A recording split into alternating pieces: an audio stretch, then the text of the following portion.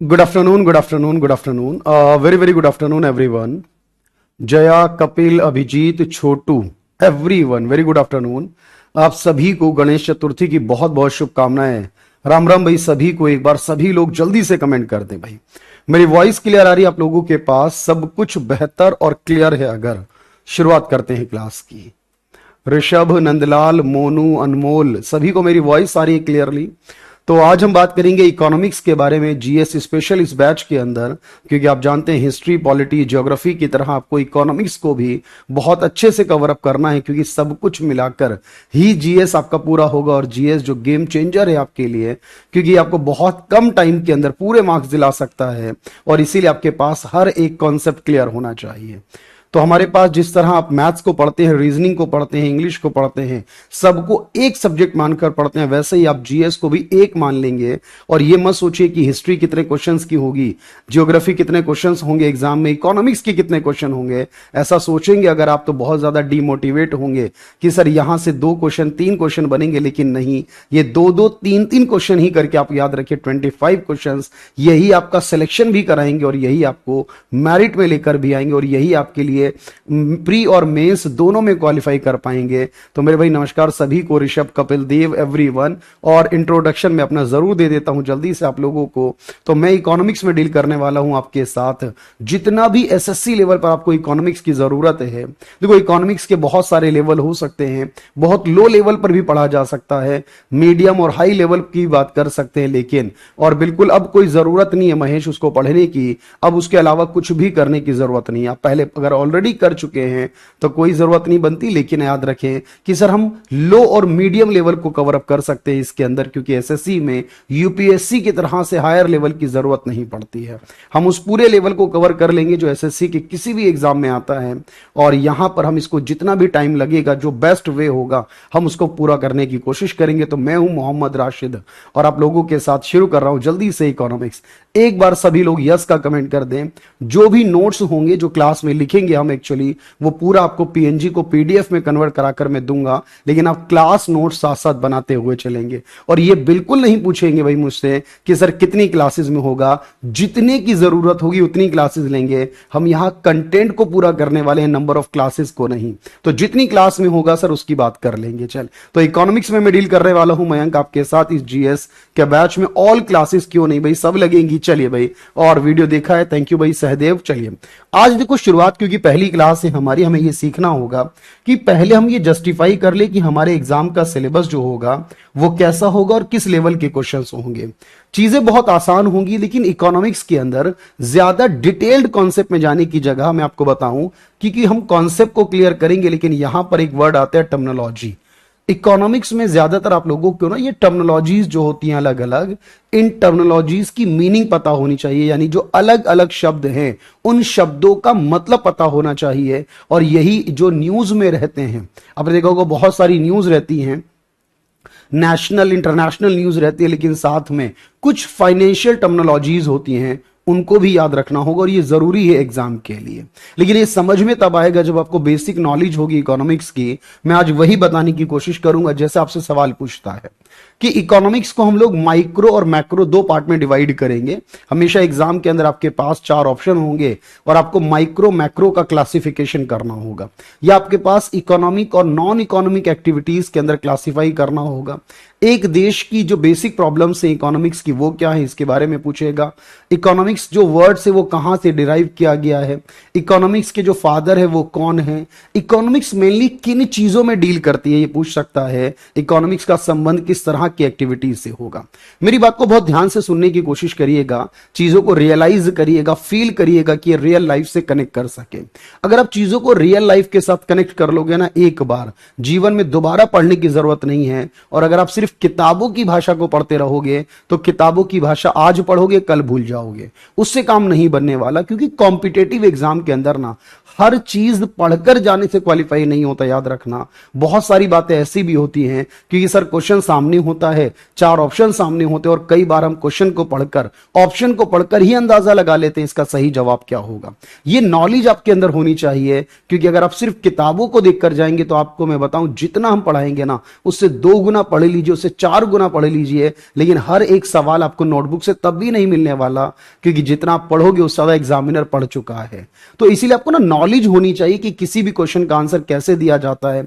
कई बार सीधे सीधे क्वेश्चन का आंसर पता होना चाहिए होगा, लेकिन कई बार एलिमिनेट करके भी होगा कि सर इसका ये नहीं हो सकता क्योंकि ये तो किसी और का आंसर है, ये भी नहीं हो सकता ये किसी और का आंसर है। अब जो हो नहीं सकते उनके अलावा जो बच गया वही आंसर होगा। तो ओवरऑल मिलाकर आपको करना क्या है कि एक ऐसी नॉलेज डेवलप करनी है जिससे कि क्वेश्चन सॉल्व हो जाए, बस ये हमारा फाइनली फंडा होने वाला है। इसी फंडे को फॉलो करेंगे और अपने मैक्सिमम जीएस के मार्क्स कलेक्ट करने वाले हैं। तो देखो बेसिक इंफॉर्मेशन समझना मेरी बात। देखो एक बात समझिए कि हमारे जो जीवन है, हमारे जीवन के अंदर किसी भी काम को अगर हम पूरा करना चाहते हैं तो उसके लिए संसाधनों की जरूरत होती है। जैसे कि मुझे आप लोगों को टीच करना है, उसके लिए मुझे बहुत सारे संसाधनों की जरूरत है। आपको कोई सामान खरीदना है अगर, तो उसके लिए भी संसाधन यानी पैसे की जरूरत है। किसी को कोई बिजनेस करना है अगर, तो उसको भी संसाधन की जरूरत है। किसी को कोई प्रोडक्ट बनाना है तो उसके लिए भी संसाधन चाहिए। अगर अपने देश को चलाना है हमें तो उसके लिए भी संसाधन चाहिए। लेकिन दुनिया में हर एक चीज जो रिसोर्स अवेलेबल है, याद रखना, वो लिमिटेड है, क्योंकि संसाधनों की मात्रा पूरी दुनिया के अंदर सीमित है। चाहे दुनिया का कोई कितना भी अमीर देश क्यों ना हो, कोई कितना भी अमीर इंसान क्यों ना, कोई कितनी भी बड़ी कंपनी क्यों ना हो, सभी के पास संसाधनों की मात्रा सीमित ही होगी। लेकिन इन संसाधनों को इस्तेमाल करके मुझे अपनी असीमित इच्छाओं को पूरा करना है, अपनी मैक्सिमम डिजायर्स को अचीव करना है, क्योंकि आप जानते हैं इंसान की जरूरतें कभी पूरी नहीं हो सकती सर। इंसान की एक जरूरत पूरी होती है तो दूसरी शुरू हो जाती है, दूसरी पूरी होती है तो तीसरी शुरू हो जाती है। यानी हमारे पास हमेशा ये रहता है कि हमारी कुछ डिजायर हो, उसको पूरा करने वाले संसाधन हैं। अब इसके बीच में चॉइस करनी पड़ती है, हम क्या करें और क्या ना करें, यहां चॉइस करनी पड़ती है। आप सोचिए कि दुनिया के सबसे अमीर इंसान है एलॉन मस्क, यानी ये रैंक बदलती रहती है, लेकिन आप मानकर चलिए कि दुनिया के सबसे अमीर इंसानों में से एक एलॉन मस्क हैं। और एलॉन मस्क को यह सोचना है कि उनके पास जो पैसा है उस पैसे को वो कहां पर इन्वेस्ट करें, अपने पास जो पैसा अवेलेबल है उसको बढ़ाने के लिए वो क्या करें ऐसा। तो उनके पास बहुत सारे प्रपोजल आ जाते हैं, बहुत सारे ऑप्शन आ गए होंगे। आपको याद है कि उन्होंने लगभग 1 साल पहले ट्विटर के शेयर्स परचेज किए। ट्विटर कंपनी को एलॉन मस्क ने खरीद लिया था। अब वो एलॉन मस्क चाहते तो ट्विटर को खरीदने के बजाय किसी और कंपनी के शेयर को खरीद लेते, अपनी कोई नई कंपनी सेटअप कर लेते, लेकिन उनके सामने बहुत सारे ऑप्शन में से उन्होंने ट्विटर को परचेज करना पसंद किया। इसका मतलब यह कि उनको भी चॉइस करनी पड़ी जो दुनिया का सबसे अमीर व्यक्ति है। यानी अपने पास जो भी संसाधन उपलब्ध हैं आपको उनको बेस्ट यूज करना होगा, उनको ऑप्टिमम तरीके से यूज करना होगा, एफिशिएंट तरीके से यूज करना होगा। जितने ऑप्शंस अवेलेबल है उनमें से बेस्ट की चॉइस करनी होगी। याद रखिए सर, जीवन में हम ये हमेशा करते हैं। हम कुछ खाते हैं तो भी चॉइस करते हैं, कुछ पहनते हैं तो भी चॉइस करते हैं, कहीं आते जाते हैं तो चॉइस करते हैं, स्टडी करना हो तो चॉइस करते हैं, मूवी देखनी हो तो भी चॉइस करते हैं, कुछ भी काम करना हो, जॉब करनी हो, या जीवन के हर एक फैसले में हम चॉइस करते हैं। इसका मतलब यह हुआ कि हम हमेशा इकोनॉमिक्स को यूज करते, बस हमें पता ही नहीं है। तो बताइए आज आपको यह बात समझ में आ गई है कि जीवन में ऐसा कोई एक सेकंड नहीं है जब आप चॉइस नहीं कर रहे होते, यानी आप इकोनॉमिक्स को यूज नहीं कर रहे होते। तो इकोनॉमिक्स का सीधा सा मतलब है मेरे भाई, टाइम टेबल क्या रहेगा वो आपके पास हमेशा अवेलेबल होता है, बैचेस वगैरह की इंफॉर्मेशन सारी अवेलेबल है। लेकिन अगर हमसे सवाल पूछा जाए कि इकोनॉमिक्स क्या है, देखो अब कितनी भी स्टेटमेंट को लिख लो यहां पर, लेकिन एग्जाम में आप जानते हैं कि जो 4 ऑप्शन दिए गए होंगे उनमें से ही आपको बेस्ट वे को चुनना होगा। तो यहां पर सबसे पहला पॉइंट यही है कि सर इकोनॉमिक्स को हम यानी अर्थशास्त्र को कैसे डिफाइन कर सकते हैं, या पूछेगा इकोनॉमिक्स जो है मेनली किस में डील करती है। तो देखो वही ध्यान से समझो। तो पहली बात क्या है, इकोनॉमिक्स यानी कि अर्थशास्त्र जो है वो किस में डील करता है या किससे संबंधित है, अगर पूछा जाए तब क्या कह सकते हो। देखो पहली बात याद रखना, इकोनॉमिक्स को मैं ये भी कह सकता हूं कि इकोनॉमिक्स का मतलब है सिलेक्शन या चॉइस ऑफ बेस्ट ऑल्टरनेट। जितने भी ऑल्टरनेट अवेलेबल हो, जितने विकल्प हमारे पास हो, उनमें से सबसे बेस्ट को चुनना, सर्वोत्तम विकल्प का चयन करना, यह ऑप्शन किया जा सकता है बिल्कुल। सर्वोत्तम विकल्प का चयन करना। ये इकोनॉमिक्स का मतलब हो सकता है। या अगर मैं कहूं कि हम ये भी कह सकते हैं कि सर इकोनॉमिक्स का मतलब ये है कि हमारे पास जो अवेलेबल रिसोर्सेज हैं उनको मैनेज करना, उनको प्रबंधन करना, बेटर वे में यूज करना, यानी मैनेजमेंट ऑफ अवेलेबल रिसोर्सेज। जो रिसोर्सेज अवेलेबल हैं उनका मैनेजमेंट करना,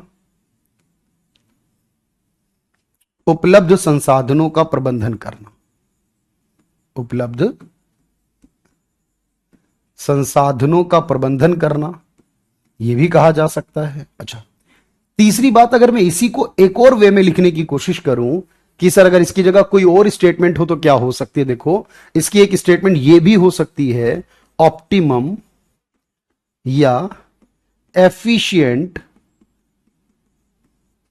यूटिलाइजेशन ऑफ रिसोर्सेस, यानी जो रिसोर्स अवेलेबल है हमारे पास उनको बेटर वे में यूटिलाइज करना, यानी संसाधनों का कुशलतम उपयोग करना, यह भी कहा जा सकता है भाई इसे। ठीक है, संसाधनों का कुशलतम उपयोग करना, यह भी डिफाइन कर सकते हैं हम इसे। और इसको हम एक और वे में डिफाइन कर सकते हैं कि हमारे पास जितने भी रिसोर्सेज हैं किसी काम को करने के लिए, उन रिसोर्सेज को बेटर तरीके से एलोकेट करना ताकि हर एक जरूरत को पूरा किया जा सके।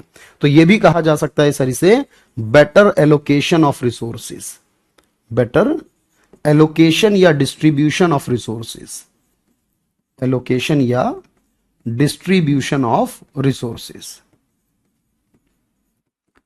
ठीक है भाई, संसाधनों का बेहतर वितरण या बंटवारा करना, संसाधनों का बेहतर वितरण करना। तो ये इकोनॉमिक्स की परिभाषा है, आपको रटना नहीं है। देखो यहां पर इसको याद रखो पहले, क्योंकि सर अगर हम रट कर गए इस चीज को तो बहुत मुश्किल हो जाएगी एग्जाम के अंदर, क्योंकि रटे रटाए ऑप्शन हर बार नहीं मिलने वाले। कुछ भी मिले हमें बस पता होना चाहिए इकोनॉमिक्स के ये 4 तरीके से आंसर डिफाइन किए जा सकते हैं।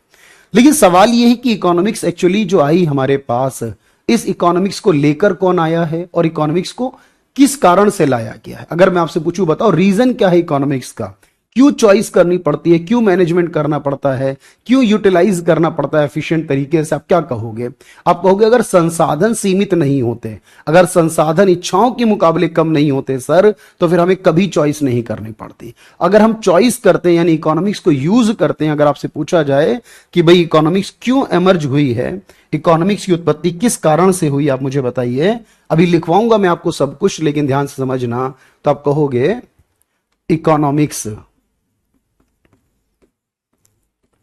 इकोनॉमिक्स जो एमर्ज्ड हुई है यानी कि अराइज हुई है, एमर्ज ड्यू टू, अर्थशास्त्र की उत्पत्ति का क्या कारण है। या कई बार देखो सवाल यह भी मिलेगा कि अर्थशास्त्र का संबंध किससे है, या अर्थशास्त्र की उत्पत्ति का कारण क्या होगा, का कारण क्या होगा। देखो अब यहां पर आप कह सकते हो कि इसके 2 आंसर बन सकते हैं सर।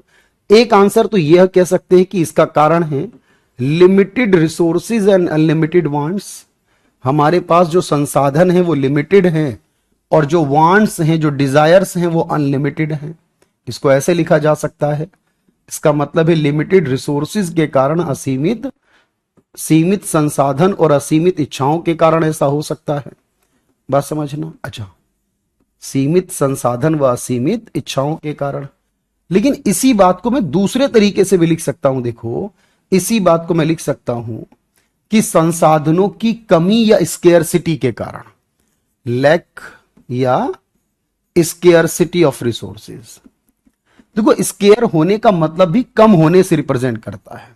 संसाधनों की कमी या दुर्लभता की वजह से हम कहेंगे इकोनॉमिक्स का ओरिजिन हुआ है, एमर्ज्ड हुई, उत्पत्ति हुई है संसाधनों की कमी या दुर्लभता के कारण। अगर ऐसा नहीं होता तो हम कभी चॉइस नहीं करते, और जब हम चॉइस नहीं करते, संसाधन कम नहीं होते, तो हम लाइफ में कभी इकोनॉमिक्स को यूज भी नहीं कर रहे होते।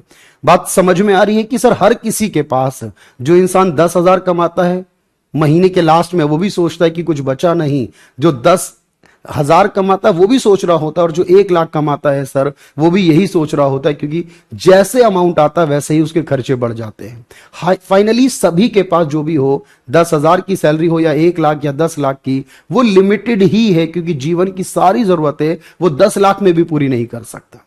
अब सवाल यह कि इकोनॉमिक्स के जन्मदाता किसे माने जाएंगे? ये सारी चीजों को समझाने और बताने वाले व्यक्ति जो हैं सर, उनका नाम है यहां पर फादर ऑफ इकोनॉमिक्स, यानी अर्थशास्त्र का जन्मदाता किसे कहते हैं। और एसएससी में इतने ही छोटे सवाल पूछता है एग्जाम में कि इकोनॉमिक्स का फादर यानी कि अर्थशास्त्र का पिता या जनक किसे कहते हैं भाई।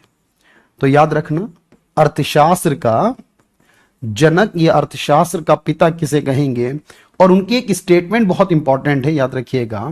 तो अर्थशास्त्र के पिता जो है वो कहलाते हैं एडम स्मिथ। ये जो एडम स्मिथ है ये कहां के रहने वाले हैं? देखो याद रखो सर, एडम स्मिथ जो है इनका संबंध स्कॉटलैंड से है। कहां से मेरे दोस्त? स्कॉटलैंड से है। और स्कॉटलैंड देश जो आता है वो यूनाइटेड किंगडम का हिस्सा होगा। तो याद रखिए, यूनाइटेड किंगडम जो है हमारे पास, यूके कहते हैं जिसे, उसके अंदर ही एक देश ब्रिटेन, स्कॉटलैंड पड़ता है सर, और वहीं पर आते हैं एडम स्मिथ। तो इनको अर्थशास्त्र का पिता कहा गया। एक्चुअली एडम स्मिथ की एक स्टेटमेंट है और एक थ्योरी, एक बुक है इनकी, और इनकी एक बुक का नाम है द वेल्थ ऑफ नेशन। बहुत इंपॉर्टेंट है, एग्जाम में कई बार पूछी जाती है इस किताब के बारे में।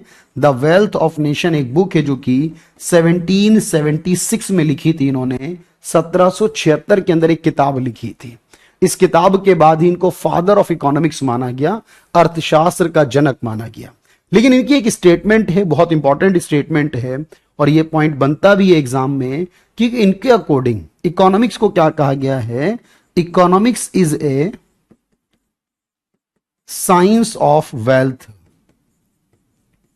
Is a science of wealth कहा गया है। सर ये स्टेटमेंट किसने दी है? ये सवाल पूछा जाता है कि ये स्टेटमेंट किस व्यक्ति है की जो अर्थशास्त्र है, अर्थशास्त्र धन का, धन या संपत्ति का, धन या संपत्ति का विज्ञान है।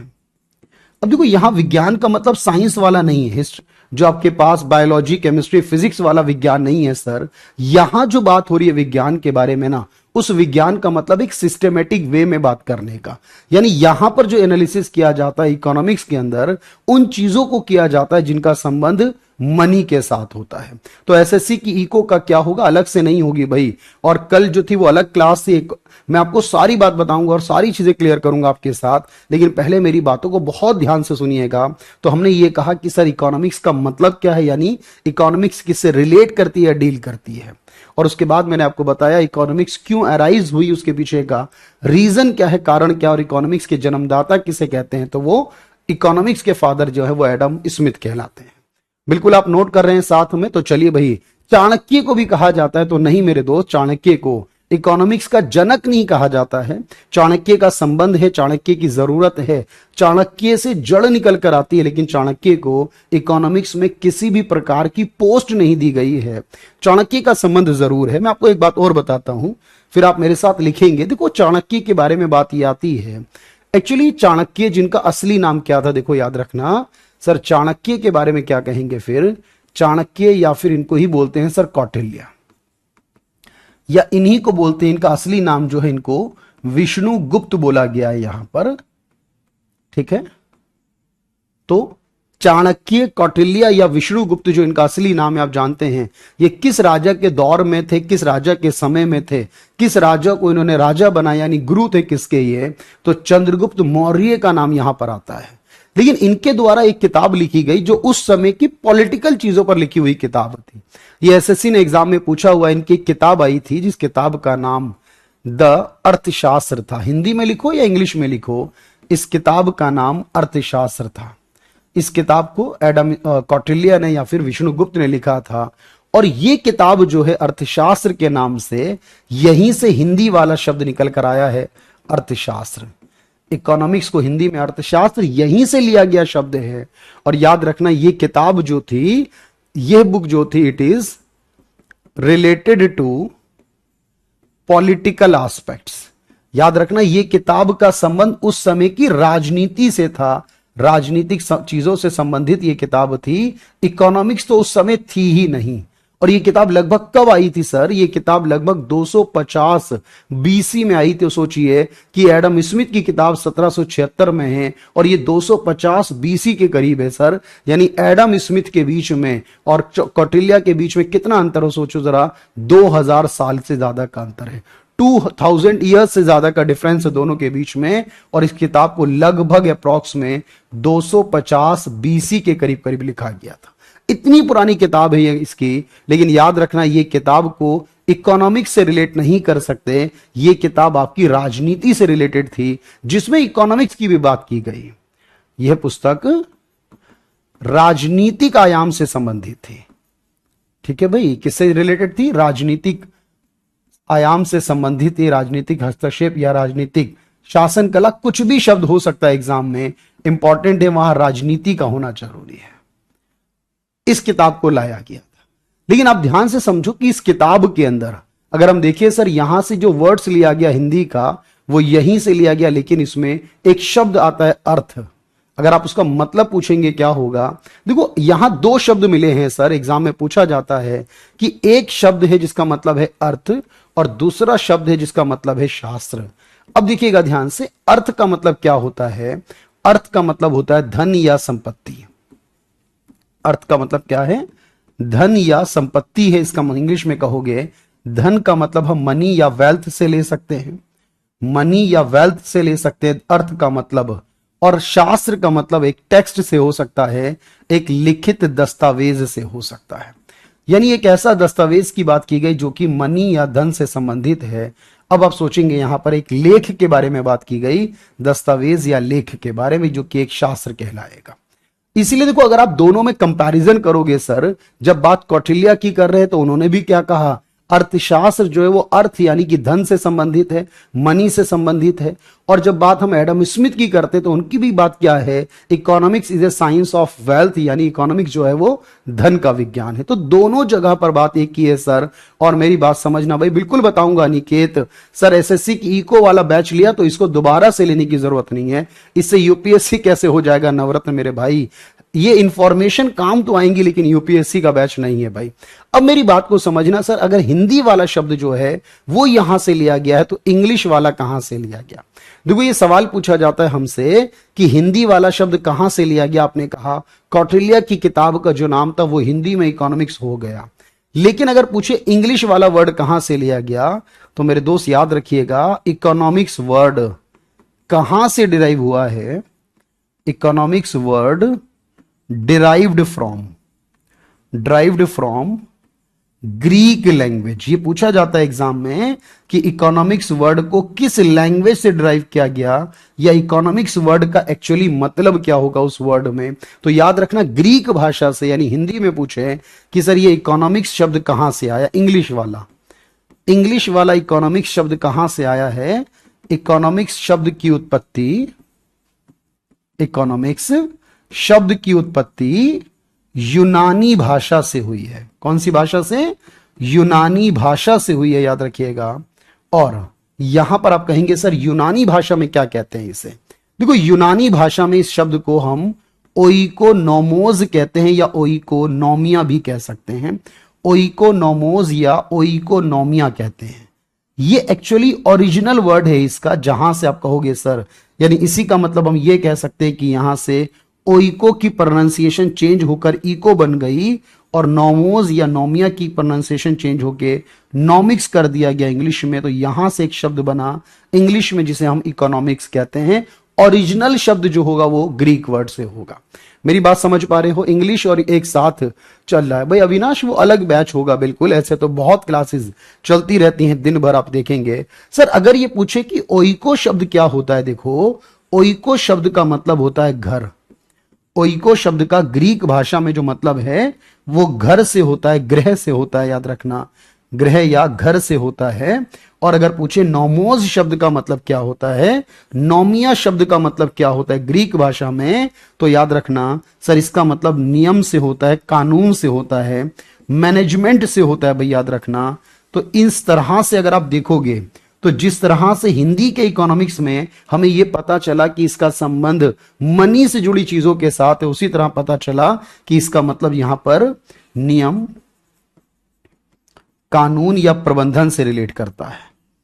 अब अगर आपसे पूछे कि बताइए इकोनॉमिक्स जो है इस शब्द का लिटरली मीनिंग क्या है, ये पूछा गया एग्जाम में, सर ये इंग्लिश वाला वर्ड यहां से डिराइव हुआ है, और अगर हमें पूछे कि इसका मतलब बताइए क्या होगा, तो इकोनॉमिक्स शब्द जो है या इकोनॉमोस शब्द जो है, इकोनॉमिक्स जो वर्ड है, आप इसको देखो का इसका वर्ड का लिटरली मीनिंग, इकोनॉमिक्स जो शब्द है उसका लिटरली मीनिंग का मतलब शब्दों का अर्थ क्या होगा, इकोनॉमिक्स का शाब्दिक अर्थ क्या होगा, तो इस शाब्दिक अर्थ बनेगा सर देखो यहां से एक शब्द तो बन रहा है घर और एक शब्द बन रहा है मैनेजमेंट, इसका शाब्दिक अर्थ बनेगा हाउस होल्ड मैनेजमेंट। क्या बनेगा इसका? हाउस होल्ड मैनेजमेंट बनेगा शब्द, यानी कि यहां पर बात फिर से वही आ गई, इसे हिंदी में कहेंगे गृहस्थ प्रबंधन। यानी कि हमें फाइनली सर हमने पूरी कहानी को पढ़ने के बाद वापस अपनी जगह पर आ गए और वापस हमने ये सीखा कि मैनेजमेंट करने को ही इकोनॉमिक्स कहा गया है, और वो मैनेजमेंट किसका होगा? संसाधनों का होगा। मेरी बात समझ में आ रही है? और फिर थोड़ा सा डीप में पढ़ना पड़ेगा। ये बैच होगा भाई उड़ीसा पीसीएस के लिए तो काम कर सकता है सर। इकोनॉमी वर्ड का मीनिंग भी मैं बताऊंगा भाई अवनेश, क्योंकि आज मैं बेसिक्स ऑफ इकोनॉमिक्स पढ़ा रहा हूं आपको, कल मैं आपको यानी अगले लेक्चर के अंदर टाइप्स ऑफ इकोनॉमी पढ़ाऊंगा, फिर टाइप ऑफ सेक्टर भी कराऊंगा, तो इकोनॉमी वर्ड भी समझ में आ जाएगा। फाइनली क्लियर कर लेंगे सारी बातें, लेकिन पहले मुझे बताइए कि जितनी बातें मैंने आपको बताई हैं क्या वो बातें आपके माइंड में रुक रही हैं? क्या उनसे बेस्ड बनने वाले सवाल आप सॉल्व कर पाएंगे और कंप्लीट टाइम टेबल हो जाएगा आपके पास राहुल? तो हम आपके पास सब कुछ लेकर आएंगे, लेकिन क्योंकि अभी शुरुआत है और आज दूसरा ही दिन है, इसलिए आपको सारी क्लासेस अवेलेबल करा रही है भाई। तो क्लियरली बिल्कुल दिख रहा है भाई, आप लोगों को समझ में आ रहा है भाई यहां तक? तो इकोनॉमिक्स का मतलब है सिलेक्शन करना, मैनेजमेंट करना, एफिशिएंट यूटिलाइज करना या एलोकेशन करना। पहला क्लियर है, बिल्कुल डन है, जल्दी से यस कह दें एक बार। पहली स्लाइड नोट करना चाहते हैं नोट कर लें, नोट्स चाहते हैं तो इसके नोट्स तो मिलेंगे ही आपको पीडीएफ में सेव करके। चलिए भाई,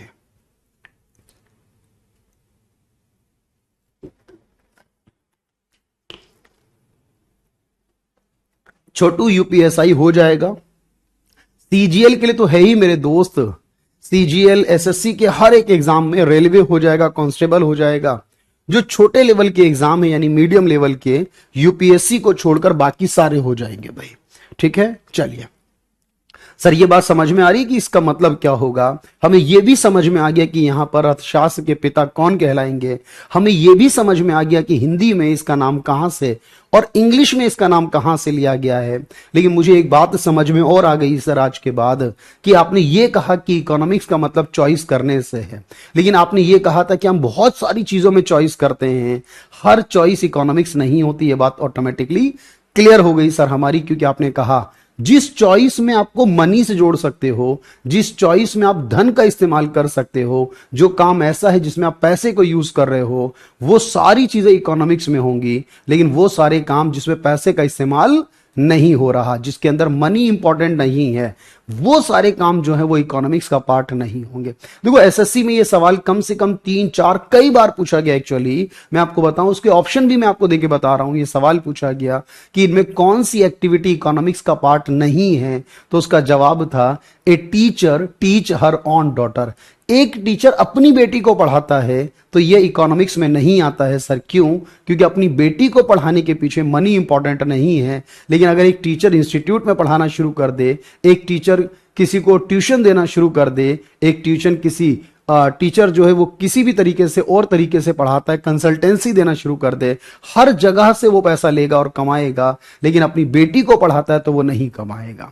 ये सवाल पूछा गया हमसे। या फिर अगर हम बात करें सर हाउस वाइफ कोई काम करती हैं, तो हाउस वाइफ वो है जो अपने परिवार के लिए काम करती हैं सर, उसके बदले वो पैसे को मैटर नहीं करती।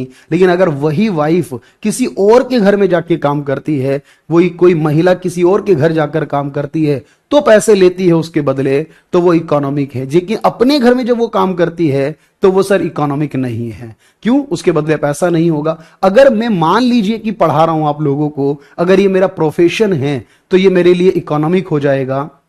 लेकिन अगर मैं किसी को हॉबी के तौर पे पढ़ाना शुरू कर दूं, मेरा शौक है, मुझसे फीस लेना बंद कर दूं, शौक में पढ़ाना शुरू कर दूं, हॉबी में किया गया जो काम है हमारा वो इकोनॉमिक नहीं है, लेकिन प्रोफेशनली काम किया गया हमारा, तो वो इकोनॉमिक हो जाता है। अगर मैं कोई सोशल वर्क करना शुरू कर दूं, अगर मैं कोई कल्चरल प्रोटेक्शन का काम करने लगूं, अगर मैं कोई धार्मिक काम करना शुरू कर दूं, तो कहने का सेंस ये है कि हम दुनिया के जितने भी काम हैं सर, उनको मेनली दो हिस्सों में डिवाइड करते हैं। और इस पर बेस्ड सवाल बार बार पूछता है हमसे हर एक एग्जाम के अंदर कि यानी दुनिया में जितने भी काम हैं सर, हमने ओवरऑल देखा कि इसे हमने, क्योंकि बेसिक का मतलब यही है छोटी छोटी बातों को क्लियर करना, छोटी छोटी बातों को क्लियर करना। आपने कहा सर देखो कि हमारे पास जितनी भी एक्टिविटीज हैं अगर हम उसको देखें तो हम उसे इकोनॉमिक एक्टिविटी और नॉन इकोनॉमिक एक्टिविटी में डिवाइड कर सकते हैं।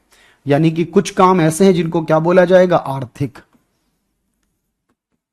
कुछ कामों को क्या बोला जाएगा, आर्थिक बोला जाएगा। अच्छा, कुछ काम ऐसे हैं जिनको आर्थिक नहीं, यानी कि नॉन इकोनॉमिक, हम कह सकते हैं नॉन इकोनॉमिक, यानी कि अनार्थिक या गैर आर्थिक। नॉन इकोनॉमिक का मतलब अनार्थिक या गैर आर्थिक, बोल सकते हैं ना भाई, अनार्थिक या गैर आर्थिक।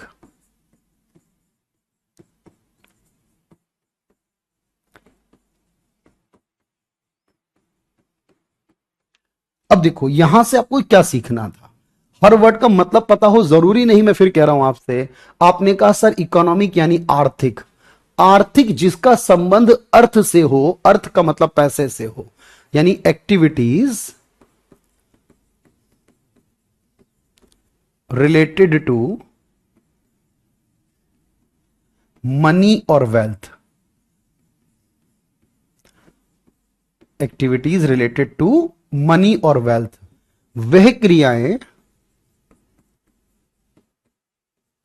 जो धन या संपत्ति से संबंधित हो, वह क्रियाएं जो धन या संपत्ति से संबंधित हो, तो उन सारे कामों को हम बोलेंगे क्या, इकोनॉमिक है। जैसे अगर मैं एग्जांपल के लिए आपसे कहूं कि मान लीजिए कोई किसान है, तो किसान क्या कर रहा है सर, एग्रीकल्चर कर रहा है, बेसिकली फार्मर है। एग्रीकल्चर करने वाला जो किसान है, एग्रीकल्चर करने वाला किसान है, फार्मर है बेसिकली, तो उसका मकसद क्या है कि वो उत्पादन करे, उत्पादन करे और उसको लेकर जाए यहां पर। तो कॉपी करने के लिए बिल्कुल टाइम ले लीजिए, अगर आप कॉपी कर रहे हैं तो बहुत अच्छी बात है सर। अगर एग्रीकल्चर करते हैं, कृषि करते हैं, तो फार्मर क्या होगा, इकोनॉमिक एक्टिविटी। अगर हम बात करें कि कोई इंसान लेबर है, कोई भी इंसान लेबर है, मजदूर है, श्रमिक है, कोई भी फैक्ट्री में काम करता है, तो बदले में पैसा लेता है, वो भी होगा। अगर हम बात करते हैं यहां पर कि कोई सर्विस प्रोवाइड करने वाला है, कोई सर्विस प्रोवाइडर है, यानी कि जैसे मान लीजिए एक टीचर है, ये भी सर्विस प्रोवाइडर है, सेवा प्रदाता कहते हैं हिंदी में। तो आप कहोगे वो सेवा के बदले पैसा लेता है। डॉक्टर है, इलाज करता है, तो उसके बदले भी पैसा लेता है। अगर कोई बिजनेसमैन है, अगर कोई बिजनेसमैन है, तो आप क्या कहोगे, अगर कोई बिजनेसमैन है, व्यापारी है, व्यवसायी है, कारोबारी है, तो ये जितने भी लोग होंगे ये सारे के सारे इकोनॉमिक एक्टिविटी ही तो कर रहे हैं सर, पैसा ले रहे हैं। लेकिन अगर मैं कहूं कि ऐसा कोई काम किया जाए जो मनी से रिलेट नहीं करता, वो एक्टिविटी जो मनी से रिलेट नहीं करती है, activities not related to money और वेल्थ, जो मनी या वेल्थ से रिलेट नहीं करती, याद रखना, वह क्रियाएं जो धन या संपत्ति से संबंधित नहीं होती, वह क्रियाएं जो धन या संपत्ति से संबंधित नहीं होती, उनको नॉन इकोनॉमिक कहते हैं, से संबंधित नहीं होती।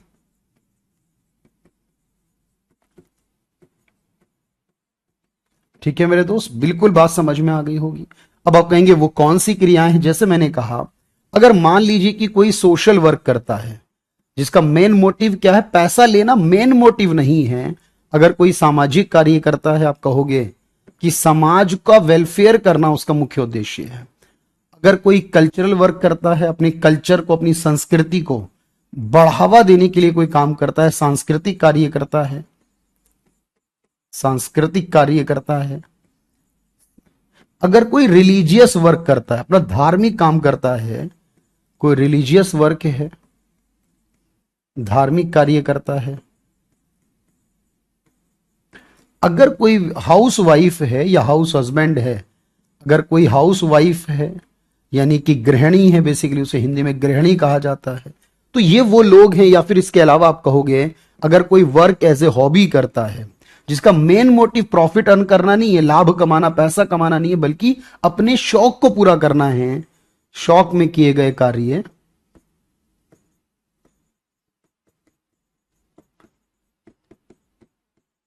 ये सारे जो वर्क होंगे बेसिकली आप कहोगे सर इसका मतलब ये सारी की सारी नॉन इकोनॉमिक एक्टिविटीज में कंसीडर होंगी।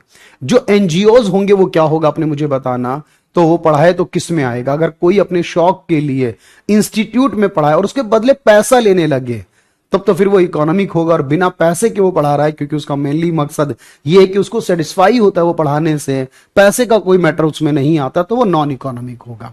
अब आपसे मैं एक सवाल पूछता हूं कि देखो एग्जाम में पूछ लिया जाए कि कौन सा प्रोडक्ट इकोनॉमिक है और कौन सा प्रोडक्ट नॉन इकोनॉमिक है।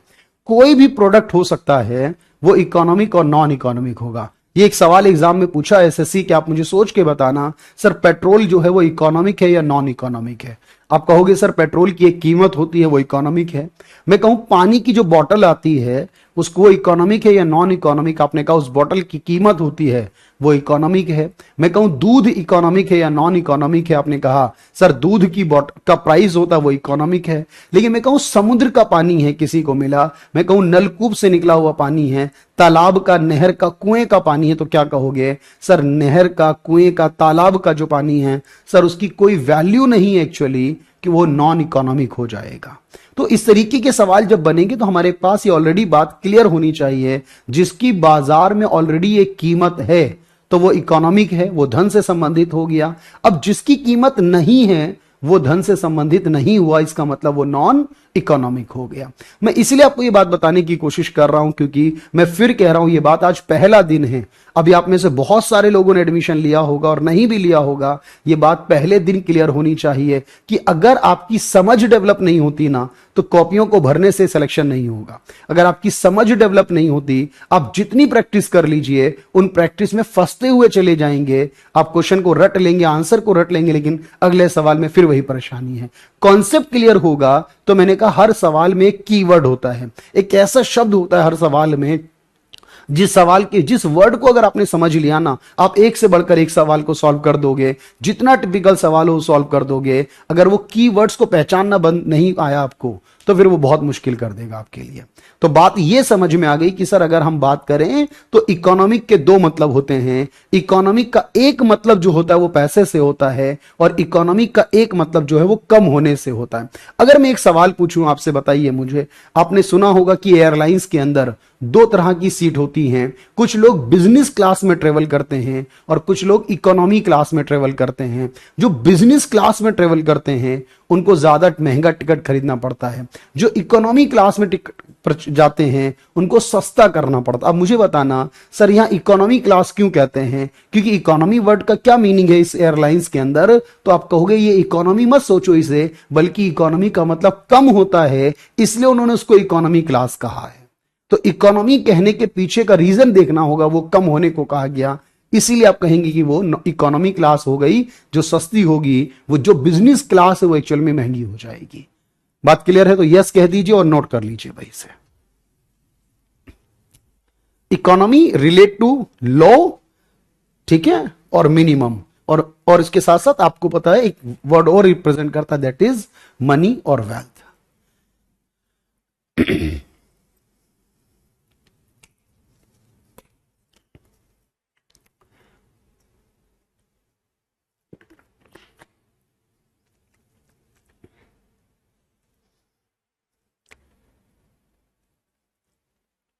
बिल्कुल क्लियर है सर, जबरदस्त है, बात दिमाग में फिट होती जा रही है, बस ये करते रहिए। नवरत्न कह रहे हैं सब्जेक्ट स्पेशल और इस बैच में क्या डिफरेंस है। मेरे दोस्त सब्जेक्ट स्पेशल जो होता है ना, जैसे मैं इकोनॉमी स्पेशल पढ़ाता हूं उसके लिए मेरा टारगेट होता है यूपीएससी, सीडीएस, सीएपीएफ और स्टेट लेवल के एग्जाम टीजीटी, पीजीटी। जब इस जीएस स्पेशल में आते हैं भाई तो इसमें हमारा टारगेट होता है UP police, UP constable, Delhi police के, दिल्ली कांस्टेबल के, दिल्ली एसआई के हो, या फिर इसके अलावा रेलवे का हो, आपके पास एसएससी का कोई भी लेवल का एग्जाम हो, इसका नाम है एसएससी की जीएस। तो समझ में आ रही है बात कि एसएससी या उससे लो लेवल के जो पेपर हैं वो कंप्लीट हो जाते हैं और बाकी के लिए एडवाइस यहां पर मिलेगा भाई। तो मैंने आपको बताया प्रिंस, बात समझ में आ गई होगी सर। वहां पर नंबर ऑफ क्लासेस को बहुत ज्यादा डिफरेंट होता है, वहां और ज्यादा डीप नॉलेज की जरूरत होती है। अब मेरी बात समझना, तो हमने ये कहा कि इकोनॉमिक्स की प्रॉब्लम है। अब मुझे एक बात बताना कि इकोनॉमी की जो प्रॉब्लम है सर, ये संसाधनों की समस्या वाली बात जो है, क्या ये सिर्फ इंडिया के लिए है? क्या ये सिर्फ इंडिया के लिए है, या फिर आप मुझे बताइए कि नहीं सर ये पाकिस्तान के लिए भी है, बांग्लादेश के लिए भी है, नेपाल के लिए भी, भूटान के लिए भी, ये सब के लिए है। सबको चॉइस करनी पड़ती है अपने संसाधनों का इस्तेमाल करने के लिए। लेकिन एक बात ध्यान से सुनना कि हर एक देश के लिए जो चॉइस करना होती है ना, वो अलग अलग तरीके से होती है। मैं आपको एक बात समझाने की कोशिश करता हूं कि सर इंडिया और पाकिस्तान दोनों देश एक साथ आजाद हुए, और हम ये कहते हैं कि पाकिस्तान एक दिन पहले आजाद हुआ। वो रीजन टेक्निकली अलग छोड़ेंगे, लेकिन एक दिन पहले पाकिस्तान बना और एक दिन बाद हमारा भारत आजाद हुआ। बना नहीं, हमारा भारत हमेशा से है, आजाद हुआ ये कह सकते हैं। लेकिन पाकिस्तान जो कि इकोनॉमिकली स्ट्रांग था उस समय में भारत से ज्यादा, पाकिस्तान के हिस्से में वो जमीन आई जो सिंध के एरिया वाली थी। पाकिस्तान के हिस्से में वो गया जो अर्बनाइज्ड एरिया था भारत का, और भारत की सारी इकोनॉमी जो चलती थी एग्रीकल्चर वाली, वो सिंध से चलती थी। और एक तरफ जो जूट का कारोबार होता था भारत में बहुत बड़े लेवल पर, वो बंगाल की तरफ होता था, और वो भी हिस्सा पाकिस्तान के पास गया। यानी पाकिस्तान को इकोनॉमिकली स्ट्रांग माना गया था जब वो भारत से अलग होकर देश बना। लेकिन आज बताइए सर, संसाधन पाकिस्तान के भी पास है, संसाधन तो इंडिया के पास भी थे, लेकिन पाकिस्तान वाले संसाधनों का इस्तेमाल कैसे करके गए कि आज वो देश दुनिया के सबसे खराब देशों में, साउथ एशिया की सबसे वर्स्ट इकोनॉमी यानी खराब अर्थव्यवस्था है।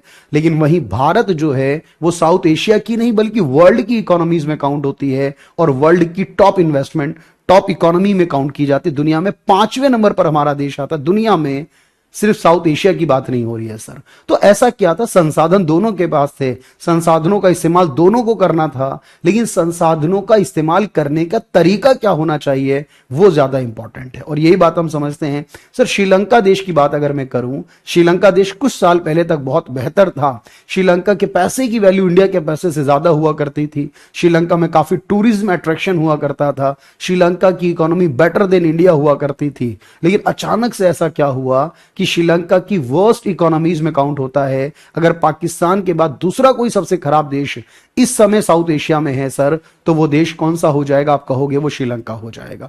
बेहतर बात यह है जानने की, समझने की सर, कि श्रीलंका एक्चुअली बर्बाद कैसे हुआ। मैं लॉजिकली आपको यह समझाने की कोशिश कर रहा हूं कि कभी भी एक देश के फैसले को दूसरे देश के साथ कनेक्ट नहीं करना है, क्योंकि हर देश के अपने संसाधन है, हर देश को अपनी जरूरतों को अपने तरीके से पूरा करना है। मैं आपको बताऊं कि श्रीलंका की बर्बादी सर, एक वजह तो कोरोना थी बिल्कुल, क्योंकि कोरोना के बाद टूरिस्ट का आना बंद हो गया, और इस आइलैंड कंट्री के अंदर सबसे ज्यादा इनकम टूरिस्ट से ही हुआ करती थी। लेकिन मैं एक फैसला आपको बताऊं श्रीलंका की सरकार का था, इस फैसले के बारे में सोच के बताना। श्रीलंका की सरकार ने कहा कि हम अपने देश के अंदर जो केमिकल वाली खाना होता है, जो केमिकल फूड्स होते हैं, जिसमें हम पेस्टिसाइड का इस्तेमाल करते हैं, कीटनाशक दवाओं को यूज करते हैं, जिनमें हम केमिकल्स का इस्तेमाल करते हैं, इसको बंद करेंगे। यानी कि श्रीलंका की सरकार ने एक अनाउंसमेंट करी कि हमारे देश में जो होगा वो ऑर्गेनिक फूड होगा, हमारे देश में जो खेती होगी वो एग्रीकल्चर जो होगा वो ऑर्गेनिक होगा, जैविक होगा, यानी कन्वेंशनल और ट्रेडिशनल तरीके से होगा। कोई कीटनाशक दवाई यूज नहीं होगी, कोई केमिकल इस्तेमाल नहीं होगा। लोगों की हेल्थ को बचाना हमारी प्रायोरिटी है। और सरकार का ये फैसला था। आप मुझे बताएं सोचकर कि ये फैसला जो सरकार ने किया ये अच्छा था या बुरा था? आप कहोगे बिल्कुल सर ये बहुत अच्छा फैसला है, क्योंकि हमें ऑर्गेनिक होने की जरूरत है। हमें अपनी मिट्टी की उपजाऊ क्षमता को बनाए रखने के लिए ऑर्गेनिक करना पड़ेगा चीजों को। लेकिन मैं आपको बताऊं आज श्रीलंका की बर्बादी की जो वजह बनी है ये ऑर्गेनिक फार्मिंग ही तो है। क्यों? क्योंकि सर वहां पर हुआ क्या, अचानक से जैसे ही सरकार ने यह फैसला किया ऑर्गेनिक होगा, और ऑर्गेनिक में जैसे ही पहुंच गए हम, हमारा जो उत्पादन यानी श्रीलंका का जो प्रोडक्शन था वो अचानक से आधे पर आ गया। क्यों? क्योंकि जो केमिकल की चीजें होती है ना भाई, याद रखना, उसमें क्या होगा? आप कहोगे सर उसमें चीजों को ज्यादा पैदावार होती है, ज्यादा उत्पादन होता है। जैसे ही वो नीचे पहुंच गया आधा, अब वहां पर क्या होने लगा कि डिमांड ज्यादा है, क्योंकि लोग उतने ही है देश में, और सप्लाई आधी रह गई। अब क्या होगा सर? वही अनाज डबल रेट का बिकने लगा। ट्रिपल रेट का बिकने लगा। जो अमीर था उसने अनाज का भंडार करना शुरू कर दिया, जिसने 5 किलो की जरूरत है उसने 15 किलो खरीद कर रख लिया। पैसा है तो खरीद लेंगे, और क्योंकि बाजार में नहीं है तो अब गरीब भूखा मरने लगा।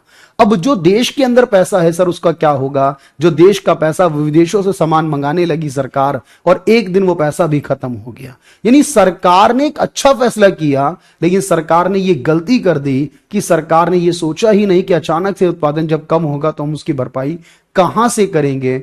इसीलिए आप कहोगे सर, फैसले करने के पीछे आपके रीजन होने चाहिए। अब हमारी सरकार ने क्या करा? भारत सरकार ने फैसला किया है कि हमारी जो जमीन, नदियां होती हैं, क्योंकि हम जानते हैं सर नदी के आसपास अगर ऑर्गेनिक फार्मिंग होगी तो ज्यादा बेटर होगा, क्योंकि केमिकल जो है वो रिसाव करके नदियों तक पहुंच जाते हैं, और वो नदियों का पानी सारे शहरों तक पहुंच जाता है, और वो पूरी हवा को प्रदूषित करता है, हर एक चीज को दूषित कर देता है। तो जरूरी क्या है, देखो हमने भी फैसला किया ऑर्गेनिक होने का। हमारा एक राज्य सिक्किम जो पूरी तरह ऑर्गेनिक है, हमारा गुजरात का डांग जिला ऑर्गेनिक है, हमारा लक्षद्वीप पूरी तरह ऑर्गेनिक हो चुका है। लेकिन हमने फैसला यह लिया है कि जो हमारी नदियां होंगी उसके दोनों साइड 5-5 किलोमीटर, और फिर उसके बाद अब बढ़ाकर 10-10 किलोमीटर कर दिया कि नदियों की दोनों साइड यानी 10-10 किलोमीटर तक आप ऑर्गेनिक फार्मिंग ही कर सकते हैं, लेकिन बाकी एरियाज में आप केमिकल फार्मिंग यूज कर सकते हैं। इससे क्या होगा कि अगर उत्पादन में थोड़ी सी कमी भी होगी तो उससे बहुत बड़ा इंपैक्ट नहीं पड़ेगा इकोनॉमी पर। अचानक से हम क्राइसिस में नहीं पहुंचेंगे, लेकिन एक दिन ऐसा आएगा कि धीरे धीरे हम इसको ओवरसाइज जो ओवरकम करते रहेंगे प्रॉब्लम को, उस दिन हमारा सॉल्यूशन हो जाएगा। अब मुझे बताइए फिर से कि इकोनॉमी अच्छा है, पर किसी वजह से एग्रीकल्चर को खराब कर दिया सर यहां पर। इसीलिए मैंने कहा देखो, एक फैसला एक देश के लिए अच्छा है, लेकिन वही फैसला दूसरे देश के लिए खराब है। ऐसा ही एक फैसला मैं आपको और बताता हूं। आप सोचेंगे जरूर इस बारे में कि सर दुनिया की सबसे ज्यादा आबादी वाला देश कौन सा है? तो आप कहोगे सर चीन दुनिया में सबसे ज्यादा आबादी वाला है। वैसे अभी कुछ अनऑफिशियल डेटा कहता है कि भारत जो है वो आगे निकल चुका है। मैटर ये नहीं करता कि भारत आगे है या चाइना आगे है, मैटर ये करता है कि दोनों देश लगभग आसपास में हैं। और इन दोनों देशों की विचारधाराओं को जरा देखिए तो दोनों विचारधाराओं में बिल्कुल विपरीत नजर आते हैं सर। भारत जहां ये कहता है कि हमें अपनी आबादी को, अपनी जनसंख्या की वृद्धि को रोकने की जरूरत है, चीन वहीं कहता है कि हमें अपनी आबादी को, जनसंख्या की वृद्धि को बढ़ाने की जरूरत है। सर दोनों की आबादी लगभग बराबर है। एक ऐसा देश जो आबादी को घटाने पर फोकस कर रहा है, एक ऐसा देश जो आबादी को बढ़ाने पर फोकस कर रहा है। ऐसा क्या है दोनों देशों के अंदर? तो आपको यह समझ में आएगा कि सर एक फैसला इंडिया के लिए अच्छा है, लेकिन वही फैसला चाइना के लिए खराब हो सकता है। क्यों? क्योंकि हमें यह पता चला है कि चाइना के अंदर जो युवा नहीं रहते, चाइना की ज्यादातर आबादी जो है वो सीनियर सिटीजन की है, ज्यादातर आबादी जो है वो वृद्ध लोगों की है सर। और चाइना में इसीलिए लोग डिपेंडेंट बहुत ज्यादा हैं। चाइना में डिपेंडेंसी बहुत ज्यादा है, दूसरों पर निर्भरता बहुत ज्यादा है। चाइना में लोग जो कमाने वाली आयु के लोग हैं वो बहुत कम हैं। चाइना में लेबर क्लास लगातार कम होती जा रही है, लेबर, क्योंकि जो वर्किंग एज ग्रुप है वो कम हो रहा है, सीनियर सिटीजन की आबादी बढ़ती चली जा रही है। तो आपने क्या कहा? तो आपने कहा सर वहां पर क्योंकि लोग तो हैं पर वो लोग काम करने वाले नहीं हैं, इसलिए उनको जरूरत है ऐसे लोगों की जो काम कर सकें। तो मेरी बात समझना, फिर आपने क्या कहा? तो आपने कहा भाई यहां पर ये बैच बहुत है भाई जतिन, कोई जरूरत नहीं इसके अलावा कुछ करने की। तो आपने क्या कहा सर? कि चाइना को जरूरत है आबादी को बढ़ाने की। लेकिन भारत के केस में अगर देखो, भारत के सबसे ज्यादा जो युवा लोग रहते हैं पूरी दुनिया में वो भारत के हैं। भारत के सारे लोगों की एवरेज एज निकाली जाए तो 29 ईयर्स की आती है। आपको लग रहा होगा सर मैं इतनी बातें क्यों कर रहे हो? ये जितनी भी बातें मैंने आपको बताई है ना, ये सब हमारे एग्जाम में आ चुकी हैं। आप लास्ट ईयर का एग्जाम उठा के देखो 2022 का, तो ये सवाल पूछा गया था भारत के लोगों की एवरेज एज कितनी है, और उसके ऑप्शन में था 25 to 30, 25 से लेकर 30 साल, 30 से लेकर 35 साल। और मैंने क्या बताया आपको? 29 ईयर्स बताया। इसका मतलब 25 से लेकर 30 साल वाली रेंज होगी। ये सब बातें नहीं है भाई, ये सब आपके काम की चीजें हैं कि ऑर्गेनिक फार्मिंग क्या होती है पता चलेगा। सर इंडिया ने क्या फैसला किया यहां पर ऑर्गेनिक के लिए? तो दोनों तरफ 5-5 किलोमीटर जिसको बढ़ाकर 10-10 किलोमीटर कर दिया गया है। ये करंट अफेयर पर बेस सवाल बनता है। और आपने कहा सर जब देश के अंदर की जो युवा लोग ज्यादा रहते हैं ना, जो युवा लोग ज्यादा रहते हैं सर, उस देश को हम लोग बोलते हैं डेमोग्राफिक डिविडेंड। देखो डेमोग्राफी का मतलब जनगणना से होता है और डिविडेंड का मतलब प्रॉफिट से होता है। तो डेमोग्राफिक डिविडेंड का मतलब क्या हुआ? इसका मतलब ये हुआ सर कि जो डेमोग्राफी है हमारी उसमें फायदा होगा, डिविडेंड होगा, फायदा होने वाला है। लेकिन अगर जिस देश में युवा नहीं होते, जैसे चाइना में युवा नहीं होते, तो उस देश की आबादी क्या होगी? लॉस में जाएगी। अब मुझे बताइए,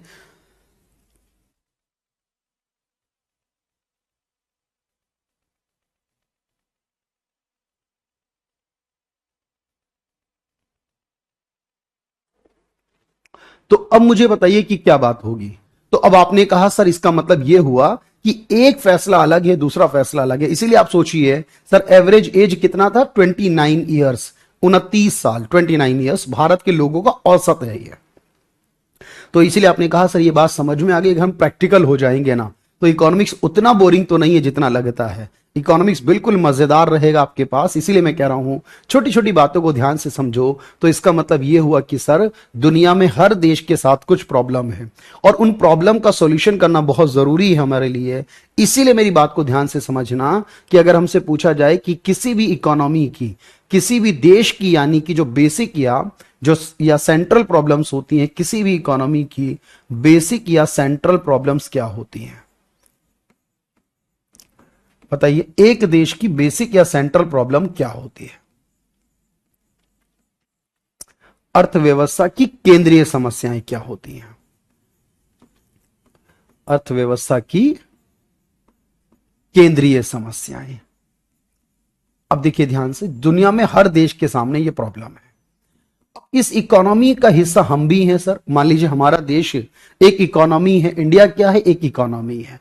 अब इंडिया के सामने देखो क्या प्रॉब्लम है। सबसे पहली प्रॉब्लम है, क्योंकि यहां तीन प्रॉब्लम आती है किसी भी देश के आगे सर। पहली प्रॉब्लम को बोलते हैं व्हाट टू प्रोड्यूस। इसका मतलब है क्या उत्पादन करें। व्हाट टू प्रोड्यूस का मतलब है क्या उत्पादन करें। अच्छा, दूसरी प्रॉब्लम है देखो, हाउ टू प्रोड्यूस, कैसे उत्पादन करें। भाई हर एक देश के सामने यह प्रॉब्लम है, उस देश के हर एक व्यक्ति के सामने यह प्रॉब्लम है, क्या उत्पादन करें, और उसके बाद है कैसे उत्पादन करें। ध्यान से समझना। और तीसरी बात क्या है सर? किसके लिए उत्पादन करें, for home to produce. For home to produce, किसके लिए उत्पादन करें।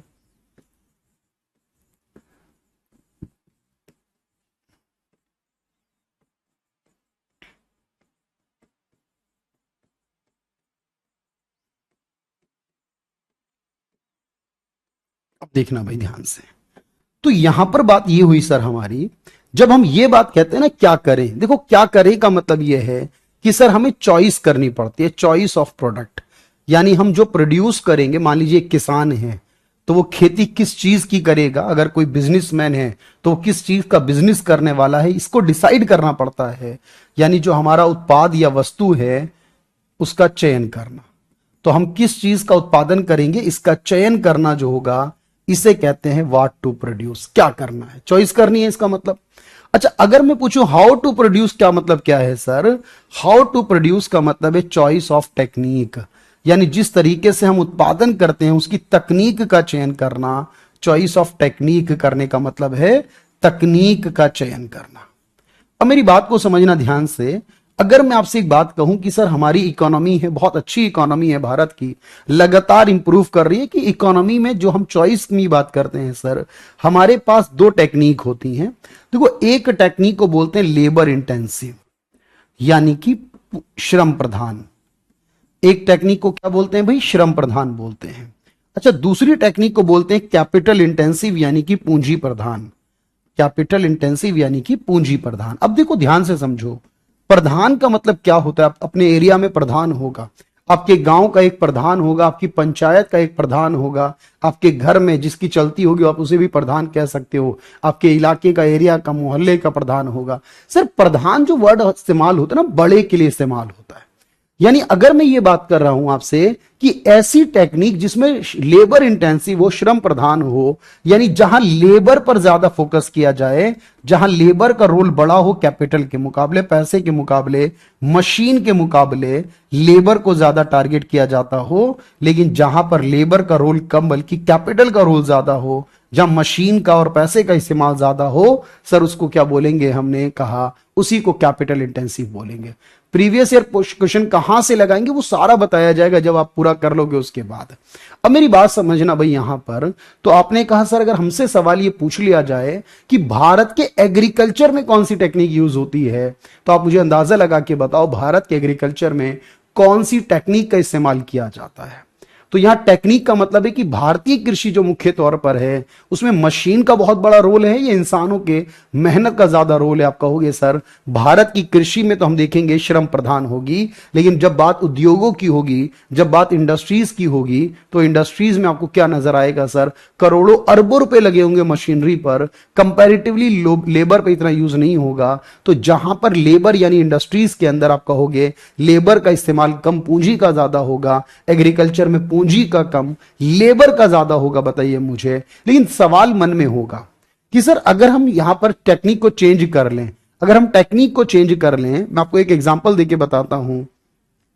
वैसे तो मैं आपको बताऊं भारत बहुत एग्रीकल्चर का उत्पादन करता है, लेकिन अगर आप तुलना करने लगेंगे ना जापान के साथ, अमेरिका के साथ, तो मैं आपको बताऊं इंडिया बहुत कम उत्पादन करता है। क्यों? क्योंकि अगर हम देखें सर इंडिया का एरिया कितना बड़ा है और इंडिया के ज्यादातर एरिया पर एग्रीकल्चर होता है। यानी अगर इंडिया के एरिया पर एग्रीकल्चर को देखा जाए, जापान के एरिया पर एग्रीकल्चर को देखा जाए और उसके बाद औसत निकाला जाए, ये टॉपिक मिलेंगे या नहीं? बुक में कहां मिलेंगे ये टॉपिक? ये तो पूरी कहानी है आपके पास एक छोटी सी बनी हुई। आपने कहा सर अगर हम बात करें जापान की, तो वहां पर तो खेती में भी टेक्निक इस्तेमाल होती है, खेती में भी मशीनरी का पूरा इस्तेमाल करते हैं। और जापान के अंदर आप कहोगे सर ज्यादा उत्पादन है, अगर हम तुलना करें औसत के हिसाब से, अगर जितनी जमीन जापान के पास है उतनी ही जमीन इंडिया के पास होती तो इंडिया का उत्पादन तो बहुत ही रेयर होता। आप कहेंगे सर सवाल तो फिर बेहतर है ना कि इंडिया को भी क्या करना चाहिए, इंडिया को भी नई नई मशीनरी लेकर आनी चाहिए, नई टेक्निक लेकर आनी चाहिए, नई क्वालिटी के साथ हम यहां पर इस्तेमाल करें तो इंडिया जितना भी कर रहा है इससे भी कई गुना ज्यादा कर लेगा। लेकिन मुझे बताइए फिर इंडिया क्यों नहीं करेगा? फिर इंडिया क्यों नहीं करेंगे? भाई नोट्स हम भी देंगे, आप नोट्स बना भी सकते हैं। वैसे बेहतर ये मैं आपसे कहूंगा कि नोट्स बनाइए, जो मैं लिखता हूं साथ साथ लिखिए। पीडीएफ तो मिलेगा ही मिलेगा वैसे, लेकिन जो लिखने का मजा है ना, क्योंकि अगर आप देखो यहां तैयारी करने के लिए आए हो, और तैयारी वो जो सिलेक्शन दिला सके, और सिलेक्शन के लिए जो भी कुछ हो सकता है वो करने के लिए तैयार हैं, तो बेहतर है कि नोट्स को साथ साथ बनाते हुए चले। तो सवाल आया आपके पास कि सर इंडिया अगर ऐसा कर लेगा तो इंडिया की एक्चुअली पॉपुलेशन बहुत ज्यादा है, इंडिया की आबादी बहुत ज्यादा है, और जैसे ही मशीन का इस्तेमाल ज्यादा होगा लेबर की जरूरत कम हो जाएगी। अब वहां लेबर की जब जरूरत नहीं होगी तो बेरोजगारी की समस्या आ जाएगी। बताइए मुझे, बिल्कुल होगा यहां पर सर लेबर की वजह से है ना, और लेबर को अगर हम हटा देंगे तो लेबर बेरोजगार हो जाएगी। इसलिए हमारी मजबूरी है, क्योंकि हम ये फैसला नहीं ले सकते कि उस देश ने ऐसा किया तो वहां पर ऐसा होगा। क्वालिटी की बात नहीं है इंपॉर्टेंट बात यह है कि सर हम क्वालिटी भी लेकर आ जाएं, लेकिन फिर बेरोजगारी की समस्या को कैसे एडजस्ट करेंगे, वो बड़ी समस्या हो जाएगी। और तीसरी बात है किसके लिए करने का मतलब है सर, किसी भी प्रोडक्ट को हम कई वैरायटी के लोगों को देखते हैं, कुछ गरीब लोग हैं, कुछ अमीर लोग हैं, कुछ मिडिल क्लास के हैं। हमें यह भी चॉइस करनी पड़ती है कि हम किस वर्ग को फुलफिल करेंगे। चॉइस ऑफ कंज्यूमर कैटेगरी, यानी हमारा जो प्रोडक्ट होगा वो किस तरह के कंज्यूमर को लिए होने वाला है, उपभोक्ता वर्ग का चयन। ये तीन जो प्रॉब्लम है याद रखिएगा, इन तीनों को बोला जाता है बेसिक प्रॉब्लम्स ऑफ इकोनॉमी। तो आज की क्लास जो है, मैं आज छोटी ही क्लास ले रहा हूं वैसे तो, और छोटी क्लास लेने के पीछे एक्चुअली रीजन ये है, कारण ये है क्योंकि आप बेसिक नॉलेज के साथ शुरुआत कर रहे हो अभी। तो अब आपको ये बातें समझ में आई या नहीं, आप मुझे एक बार जल्दी से जितनी बातें मैंने आपको बताई हैं आज के लेक्चर के अंदर, यानी फर्स्ट लेक्चर के अंदर, आप मुझे सोचकर समझकर उनके जवाब दीजिएगा जल्दी से। अगर मैं कोई भी पॉइंट पूछ लूं आपसे तो कितना आंसर आता है आपको जरा बताएं मुझे। मैं कहूं आपसे कि बताइए इकोनॉमिक्स की परिभाषा क्या है, आप इकोनॉमिक्स के बारे में क्या जानते हैं, क्या समझते हैं। अगर पूछ लिया जाए तो सबसे पहले आपके दिमाग में क्या आता है? जो भी जवाब है मुझे बताइएगा। और अगर मैं पूछूं कि इकोनॉमिक्स का जो जन्म है वो किसके कारण से हुआ है, तो सबसे पहले आपके माइंड में जो बात आती है वो मुझे बताएंगे। आपको ये पता है कि यूनाइटेड किंगडम जो है उसके अंदर एक स्कॉटलैंड देश आता है और एडम स्मिथ वहीं से बिलोंग करते हैं। आप मुझे बताइए यूनाइटेड किंगडम कितने देशों का ग्रुप है, यूके में टोटल कितने देश आते हैं और कौन कौन से देश आते हैं, ये बात आप मुझे बता सकते हैं भाई। और साथ में अगर मैं कहूं कि बताइए किसी देश की बेसिक प्रॉब्लम्स कितनी होती हैं कि इकोनॉमी की जो बेसिक प्रॉब्लम है, मूलभूत या आधारभूत समस्याएं या केंद्रीय समस्याएं जिनको बोला जाता है, तो आपने क्या कहा भाई? तो आपने कहा सर सबसे पहला सवाल आता है मैनेजमेंट करने से। सबसे पहले किसका जवाब आता है? सर इकोनॉमिक्स का मतलब है संसाधनों को मैनेज करना। संसाधन सबके पास हैं, जो बेटर मैनेजमेंट कर लेगा वो आगे निकल जाएगा। मैनेजमेंट करना बेस्ट आंसर होगा। दूसरा मैंने कहा किस कारण से है, तो आपने कहा संसाधनों के लिमिटेड या कम होने की वजह से। लिमिटेड रिसोर्सेज सबसे ज्यादा लोगों ने आंसर दिया, बिल्कुल लिमिटेड या कम होने की वजह से होगा। अगर मैं पूछूं यूके में कितने देश आते हैं जहां से एडम स्मिथ बिलोंग करते हैं, सर यूके में 4 देश आते हैं। कुछ नई बातों को सीखिएगा, 4 देश आते हैं यूके में। सर एक इंग्लैंड होता है, एक वेल्स नाम का देश है, एक स्कॉटलैंड नाम का देश है, और एक नॉर्दर्न आयरलैंड है। सर यहां पर याद रखना 30। भाई अभी मैं इतनी बात कर रहा हूं आपके साथ प्रिया, बिल्कुल आज फर्स्ट डे है, फर्स्ट क्लास से आपके पास बेसिक नॉलेज क्लियर करनी है, इसको रोकने की जरूरत है माइंड में। तो आपने कहा 4 देशों का संगठन। अब ये कहीं लिख लीजिएगा चारों कौन कौन से हैं।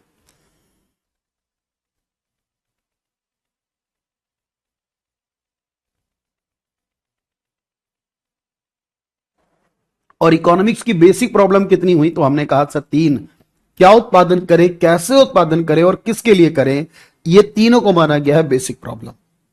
इसके अलावा अगर मैं आपसे सवाल पूछ लेता हूं कि सर यहां पर जो वर्ड आया है इकोनॉमिक्स वर्ड, वो कौन सी लैंग्वेज से आया है, तो याद रहेगा ना, ग्रीक भाषा, यूनानी भाषा से आया।